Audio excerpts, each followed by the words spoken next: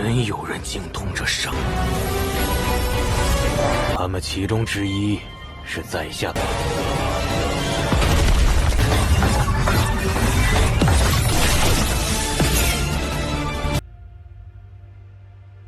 Hola semuanya, bagaimana nih kabar kalian? Semoga dalam keadaan baik-baik saja dan sehat selalu ya. Pada kesempatan kali ini, kita akan melanjutkan tonggak dari Renegade Immortal untuk episode 38 ya.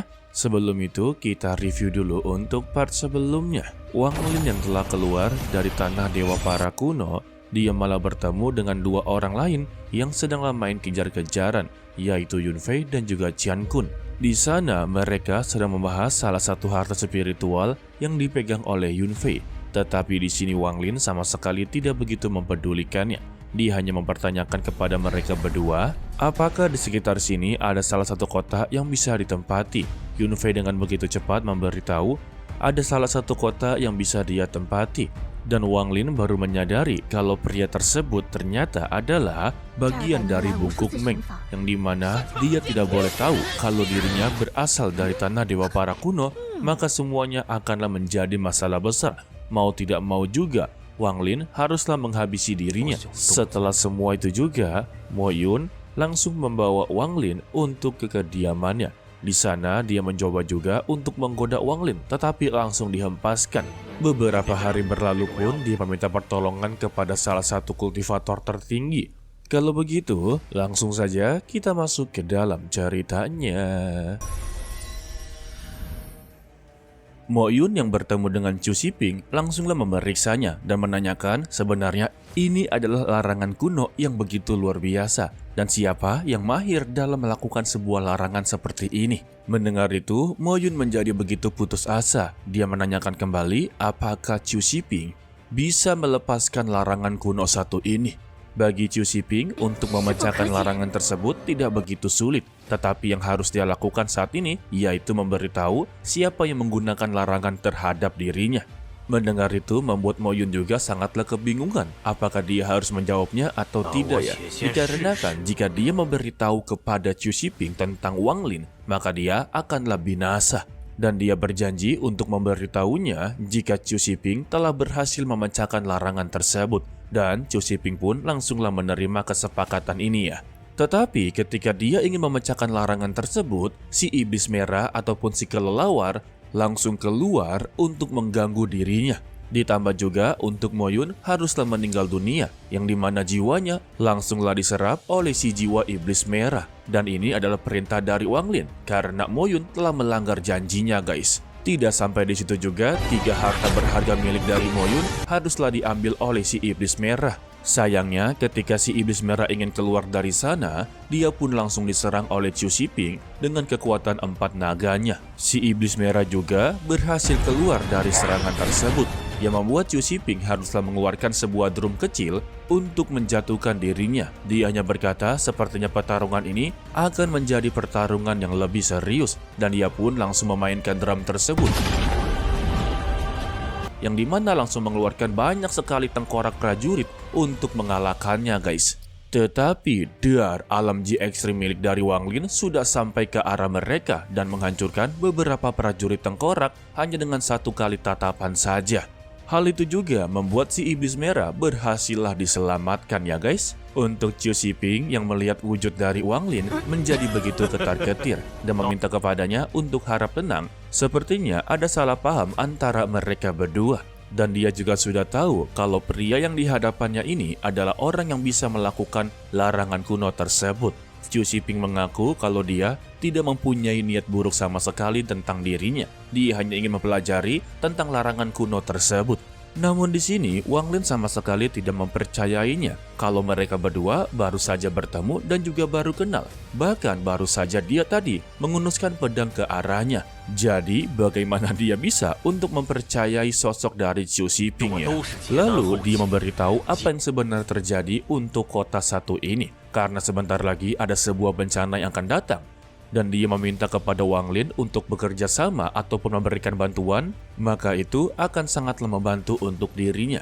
Ditambah juga dia memberitahu tentang gurunya serta seniornya yang sedanglah memulai untuk menelan jiwa yang baru lahir ataupun mencapai ranah Nesken Soul ya. 据秋某所知，若是 Kebetulan dia mengetahui tempat 2 jiwa baru lahir dan jika Wang Lin bisa mendapatkannya, maka itu akan menjadi lebih baik untuk meningkatkan kekuatannya ya. Tetapi dia meminta satu untuknya, satu untuk dirinya guys. Mendengar itu juga, Wang Lin pun langsunglah menerima kesepakatan tersebut ya. Dan dia menanyakan apa alasan dia sebenarnya untuk melakukan semua ini. Sebelum itu, Chu Xiping menjelaskan salah satunya adalah kakak laki-laki dia dan juga gurunya sendiri yang sedang mencoba untuk mencapai jiwa baru lahir ataupun ranah Nesken Soul ya.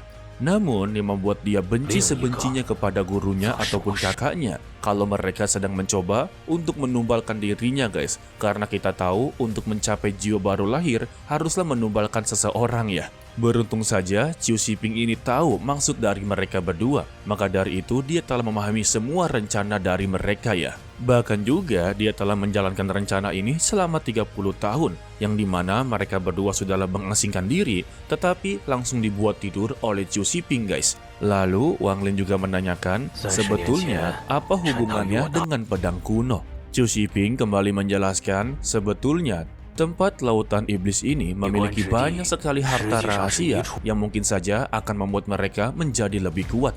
Jadi kemungkinan besar Wang Lin akan mendapatkan sebuah pedang kuno dan dirinya akan menjadi jiwa baru lahir yang terbaru.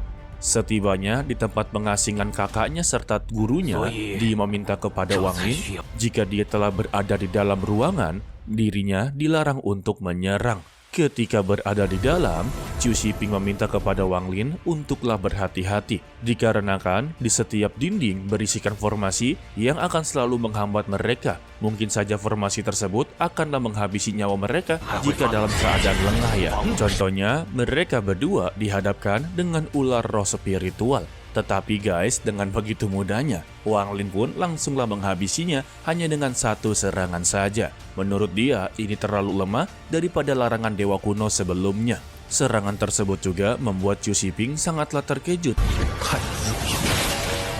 Bahkan untuk dirinya saja haruslah berhari-hari untuk melawannya ya. Setelah itu juga, mereka berdua pun berhasil mengambil jiwa milik dari kakaknya serta tuannya dan mereka pun membagikannya satu sama lain ya.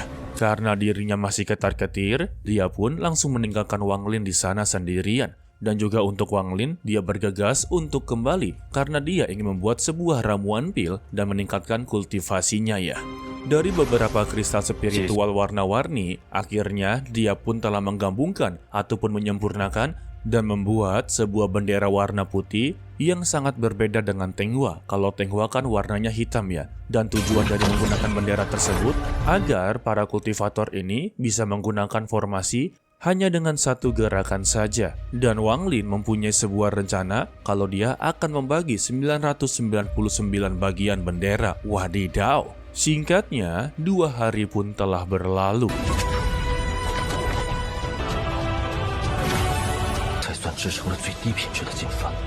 Kini dia telah berhasil menyempurnakan bendera miliknya, di mana bendera tersebut memiliki warna hitam dan dicampur dengan warna merah. Tetapi secara tiba-tiba getaran yang begitu kuat langsunglah terjadi, membuat Wang Lin menjadi kebingungan. Ketika dia periksa dengan akal ilahi, itu berasal dari atas langit ya. Bahkan untuk benderanya saja tidak bisa disimpan kembali guys. Sedangkan untuk para warga yang di kota telah melihatnya dan menganggap kalau itu adalah sebuah bencana surgawi.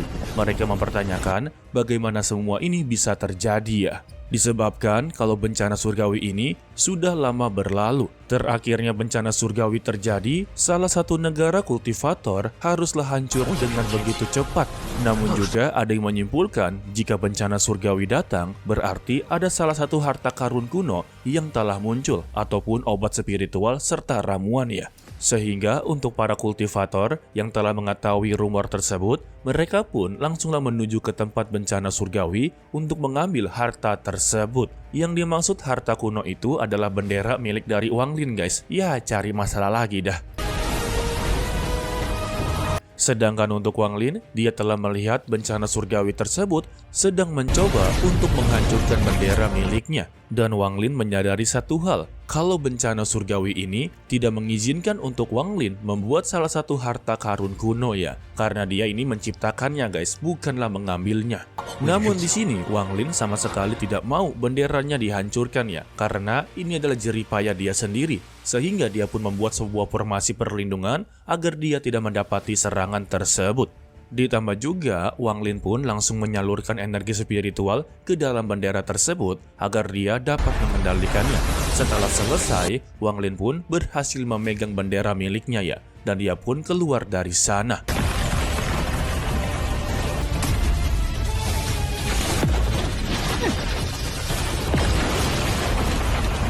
Sayangnya, untuk bencana surgawi tersebut pun haruslah terus-terusan mengejar Wang Lin, yang membuat dirinya haruslah terkena serangan. Ditambah, untuk serangan sebelumnya telah mengincar inti jiwa milik dari Wang Lin ya.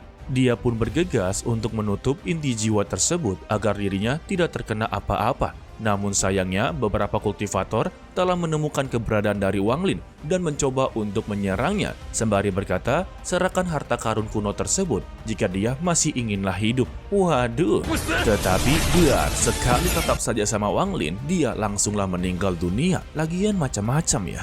Dan terlihatlah ribuan kultivator yang berada di belakang Wang Lin untuk menangkapnya.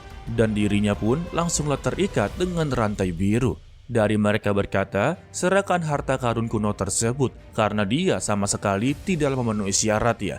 Sedangkan untuk Wang Lin, dia yang sedang dalam kondisi mencoba menutup inti jiwanya, malah ditimpa dengan masalah seperti ini, membuat dia sangatlah marah besar dan memutuskan menghabisi seluruh kultivator di hadapannya hanya dengan menggunakan alam Ji ekstrimnya guys. Mantap!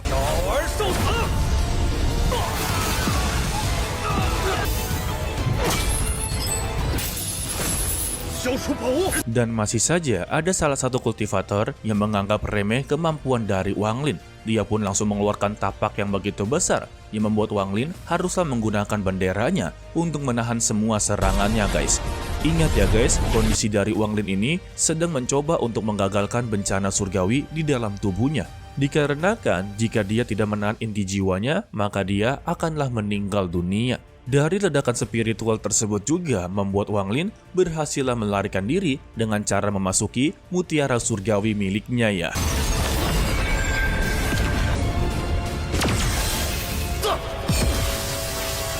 Dia pun langsung bergegas untuk memperbaiki inti jiwanya yang mulai perlahan-lahan menyusut. Sedangkan untuk para kultivator yang di luar ini masihlah keras kepala dan terus mencari keberadaan dari Wang Lin.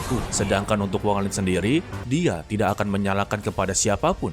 Jika mereka ingin mati, maka matilah saja. Setelah dia berhasil memperbaiki inti jiwanya, alam Ji ekstrim dalam jumlah yang begitu besar langsunglah menghabisi semua kultivator yang sedang mencari keberadaannya. Mamam, lagi-lagi pembantaian ya guys.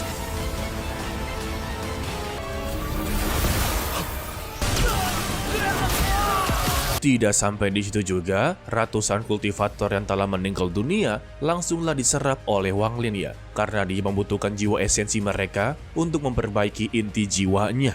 Alhasil, dia pun telah berhasil memperbaiki inti jiwanya, bahkan juga telah berhasil menerobos yang dimana dia selangkah lagi untuk menjadi seorang Rana Nesken Soul. Untuk Su Ligao, dia benar-benar begitu iri kepada Wang Lin. Apakah dia ini termasuk orang yang begitu beruntung? Dikarenakan dia ini selalu beruntung dan beruntung untuk menghadapi musibah yang begitu besar. Sampai sekarang ini saja, dia telah mencapai tingkat budidaya jiwa baru lahir yang begitu palsu. Ataupun ya berada di bawahnya guys. Namun masih belum mencapai jiwa baru lahir yang asli ya. Dan itu juga membuat Su Ligao langsunglah berteriak histeris karena nasibnya akan menjadi lebih buruk daripada sebelumnya guys.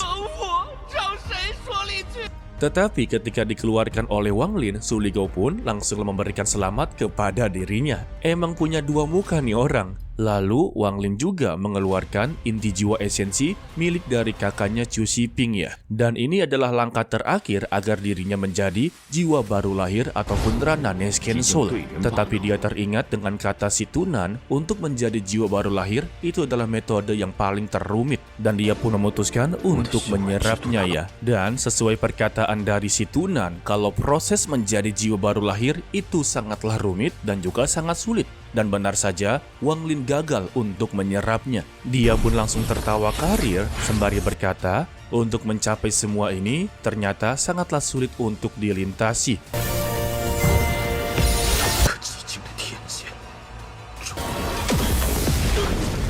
Su Ligao yang mendengar tawaan dari Wang Lin menjadi begitu ketar-ketir dengan berkata takdir itu sama sekali tidaklah kekal. Namun Wang Lin berkata kalau dirinya sama sekali tidak percaya dengan sebuah takdir. Wadidaw. Dan bersambungnya guys, untuk episode ini benar-benar pembantaian untuk semua kultivator di kota tersebut ya. Lagian ya macam-macam, ya nggak macam-macam juga sih, terlebih mereka tidak tahu identitas dari Wang Lin. Tetapi ya dengan salah satu korban tersebut udah sebagai contoh agar mereka mundur ya. Namun ya mereka keras kepala yang membuat semuanya langsunglah dibantai. Tetapi yang begitu menyedihkan kalau Wang Lin haruslah gagal untuk menjadi Rana Jiwa Nesken Soul guys. Iya sebab perkataan dari si Tunan untuk mencapai jiwa baru lahir ataupun Rana Nesken Soul itu sangatlah rumit dan juga sangatlah sulit. Dia aja yang baru mencapai Rana Jiwa Nesken Soul itu membutuhkan ribuan tahun ya. Dan Wang Lin barulah ratusan tahun. Udah gitu si Tunan yang baru mencapai jiwa baru lahir haruslah mendapati musibah yang membuat dirinya haruslah meninggal dunia guys. Maka ya untuk mencapai jiwa baru lahir yang paling tercepat, ia memakan inti jiwa orang lain yang berada di ranah kultivasi Nesken Soul juga ya. Tetapi ya untuk mencapai itu semua sangatlah rumit. Iya intinya untuk mencapai semua itu sangatlah sulit. Jadi spoiler untuk part berikutnya, sebelumnya kan Wang Lin telah mendapatkan ilmu ataupun pelajaran tentang cara membuat avatar baru ya ataupun bayangan. Dan dia pun segera untuk menyempurnakannya guys. Yang dimana dia telah berhasil membuat sebuah avatar ataupun bayangan. Tetapi untuk ranah kultivasinya ini sangatlah di bawah ya. Dan untuk avatar tersebut mukanya mirip dengan Ma Liang. Yang dimana tubuhnya Ma Liang akan digunakan sebagai wadah untuk bayangannya Wang Lin. Namun untuk episode berikutnya, Wang Lin bisa dikatakan sangatlah pengecut karena dia menggunakan bayangannya hanya untuk bertemu dengan Limuan. Bahkan juga bayangan tersebut belajar di sektenya guys. Ya sebenarnya nggak pengecut juga sih ya, karena kan sebelumnya Limuan bertemu dengan tubuhnya Ma Liang. Jadi yang menurut Wang Lin lebih baik dilanjutkan dengan tubuh Ma Liang daripada tubuh aslinya. Tetapi ya caranya salah juga sih ya. Ya tergantung kepada kalian lah bagaimana cara menanggapi hal tersebut. Oke lah sepertinya cukup sampai di sini saja dulu untuk video kali ini ya. Mimin ucapkan terima kasih kepada kalian yang telah menonton sampai akhir. Pesan dari Mimin, tetaplah menjadi orang yang baik walaupun itu sangatlah sulit. To be continue, sampai jumpa di video berikutnya guys. Bye bye.